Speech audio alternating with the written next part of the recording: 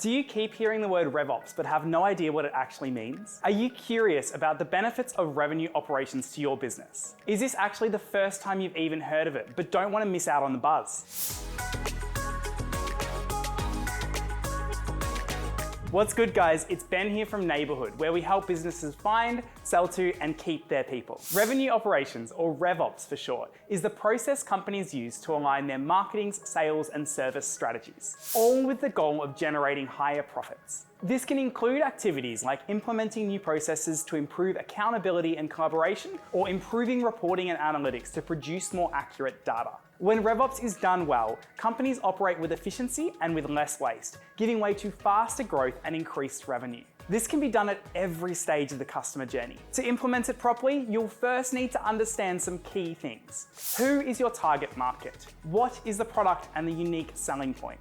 How can you put your product in front of the right target audience? Proper data analytics and reporting are needed to help you understand your progress against your strategic goals. This will allow you to tailor your approach as you go. In today's video, we'll look at the various processes and tools that you can use to help you implement a strong RevOps strategy. But bear in mind, it's going to take some teamwork, as cross-functional collaboration is one of RevOps' core features. Now you have a basic understanding of what RevOps is, but you might be wondering, why do I even need revenue operations? What problem does RevOps actually solve? After all, the process is likely going to involve some additional time and spending to improve your processes and technologies. So you need to know that it's worth the investment. There are several justifications for implementing RevOps within your business. Firstly, saving money. Yes, it is true that implementing RevOps may cost you in the short term, but it can actually save your company money down the line. A key strategy in RevOps is leveraging automation to streamline tedious manual work, such as managing email marketing campaigns. Automating these processes can save money by reducing the number of staff required. When you add data analytics into the mix, you can make additional savings. Business decisions should be based on hard data as opposed to guesswork. Having access to a broad data set from your marketing and sales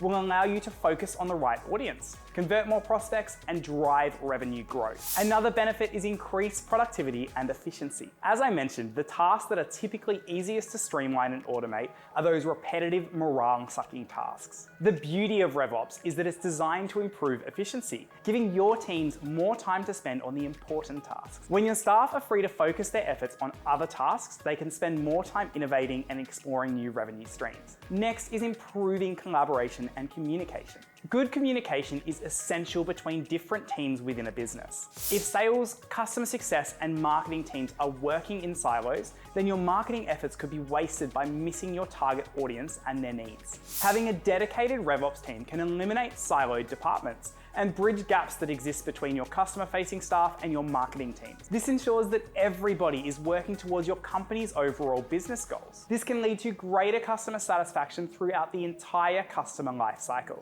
RevOps can also help by providing key statistics to inform decisions. Solid reporting is a cornerstone of any good RevOps implementation to bring together data from all areas of the sales funnel. You're going to need regular reports and dashboards that provide a high-level view of your funnel. These can highlight the areas that need improvement and others that are actually doing well. They can provide actionable insight into your customers' interactions throughout the sales funnel. This can be used to determine opportunities for revenue generation. And finally, a RevOps strategy can enhance overall customer experience. Customer experience is such an important consideration for any company, as happy customers can make or break a business. And expectations have never been higher than they are now. Consumers are spoiled for choice by flashy applications, streamlined sales funnels, and seamless platforms. A disconnected customer experience sticks out like a sore thumb. If your sales and marketing efforts aren't aligned, then you can't create a consistent and refined customer experience. So, what is involved in a RevOps strategy? Short answer? Everything. But generally speaking, there are three key areas that RevOps touches upon: business processes, infrastructure, and the people involved in the transformation. For RevOps to succeed, it's important to put business processes into place that drive collaborative working across the organization. This will drive process efficiencies to help you see shorter sales cycles, reduce customer acquisition costs, and improved retention. Assuming that you have the right processes, you'll also need the right tools. You need to have the infrastructure in place to manage a sales funnel that's optimized as a unified whole. Every employee needs to understand where they fit into the pipeline and what their role is, not only to increase customer acquisition, but also to create a loyal customer base. Marketers need to know which of their websites are performing best by A/B testing. Web developers need to ensure that customer website activity is tracked and reported upon. And legal and compliance professionals need to ensure that every message complies with regulations. This allows senior management to make strategic decisions on design and direction of the product. Finally, having the right people in the right role is essential. Depending on the size of your organization, this could mean a dedicated RevOps team. Alternatively, working with key contacts from each team in the business can work too. Should you decide to go with the first approach, it could even lead to further gains in terms of employee output. Research has found that employees in high-trust organizations show higher levels of productivity. Placing this additional responsibility to trusted employees who have the capacity can boost their development and contribution to the business. Now that we have made it this far, you might be wondering, what steps do I need to take to implement revenue operations? Implementing RevOps within your organization doesn't have to be daunting. And while software automation or additional hiring can involve upfront costs, you'll almost certainly recoup your money over the long run by improving your business in all the ways we've already outlined. So let's jump into a quick guide to get you started with revenue operations in just 3 phases. Phase number 1, analyze your funnel slowdowns. First, you need to take a critical eye over your entire revenue process. You need to understand where are the limitations and slowdowns between your departments. What's giving a potential customer a reason to pause or abandon their journey?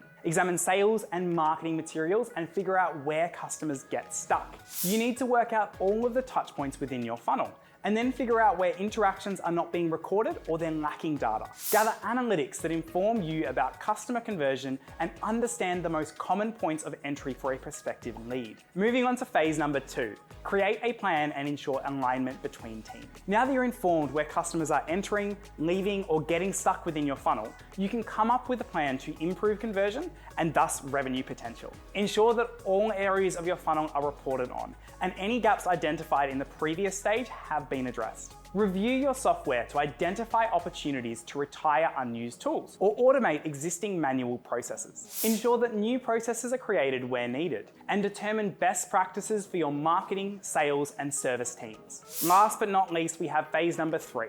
Implement changes to improve customer conversion. Now you can begin to put other software tools and processes into place that should help you better track and convert customers. These steps will help you to produce more analytics that you can use to further refine your RevOps strategy. You need to create an effective business case that clearly defines your actions and goals. You can also create new marketing campaigns with follow-up and outreach emails. And finally, implement dashboards that track new reports and highlight key metrics. This can include time on page, emails opened, conversions, and so on. So what's next? Once you've begun to make positive changes to your customer funnels and aligned your teams, your task is not over yet. Revenue operations requires an indefinite time investment. Your RevOps team or the responsible employees should meet regularly to review wins and regroup over any shortcomings. This will allow you to ensure alignment while identifying any roadblocks that crop up. I hope that this handy little guide has helped you to better understand RevOps and given you the confidence to get started with this strategy today. If you still think you need some extra help in understanding how to implement revenue operations, please don't hesitate to reach out. If you've enjoyed this video, please don't forget to give it a like, a subscribe, and then hit that bell icon so you can stay up to date with all of our content. If you want to read more about RevOps,